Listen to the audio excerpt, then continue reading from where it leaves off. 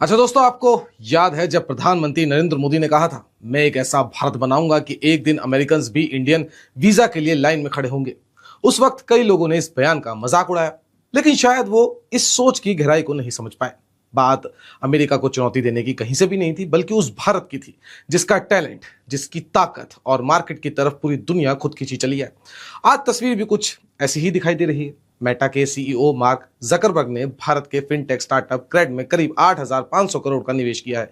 लेकिन इस पूरी डील की सबसे बड़ी खबर सिर्फ इन्वेस्टमेंट नहीं, असली गेम तो यह है कि क्रेड के फाउंडर कुणाल शाह अब व्हाट्सएप की कमान संभालने जा रहे हैं, यानी कि सीईओ बनने वाले हैं।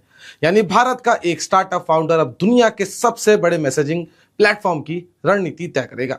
दरअसल मेटा ने $900 मिलियन यानी कि करीब 8,500 करोड़ रुपए का निवेश कर $4.5 बिलियन की वैल्यूएशन पर क्रेड में करीब 20% हिस्सेदारी खरीदी है। हालांकि कंपनी का कंट्रोल अब भी क्रेड के पास ही रहेगा और मेटा सिर्फ एक माइनॉरिटी इन्वेस्टमेंट के तौर पे काम करेगा। अब देखिए, बात करते हैं कुणाल शाह की। तो इनका जो जन्म है वो मुंबई में हुआ है। इन्होंने पहले फिलॉसफी की पढ़ाई की और एमबीए बीच में छोड़कर एंटरप्रेन्योरशिप का रास्ता चुना। उन्होंने पहले फ्रीचार्ज को कोफाउंड किया, आप लोगों ने भी चलाया होगा, जिसे 2015 में करीब 2,800 करोड़ में बेच दिया गया। इसके बाद 2018 में क्रेड की शुरुआत की, जो आज भारत के सबसे बड़े फिनटेक स्टार्टअप्स में गिना जाता है। इतना ही नहीं, उन्होंने रेजर पे, अनअकैडमी और भारत पे समेत 200 से ज्यादा स्टार्टअप्स में निवेश किया है। अब सवाल है कि मेटा ने आखिर कुणाल शाह को ही क्यों चुना? वजह है उनकी पेमेंट्स, बिजनेस और एआई की गहरी समझ।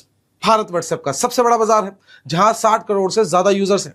मेटा अब व्हाट्सएप को सिर्फ चैटिंग ऐप नहीं, बल्कि पेमेंट्स, शॉपिंग और बिजनेस प्लेटफॉर्म बनाना चाहता है। इसी मिशन को आगे बढ़ाने के लिए कुणाल शाह अब कैलिफोर्निया में मेटा की ग्लोबल टीम के साथ काम करेंगे।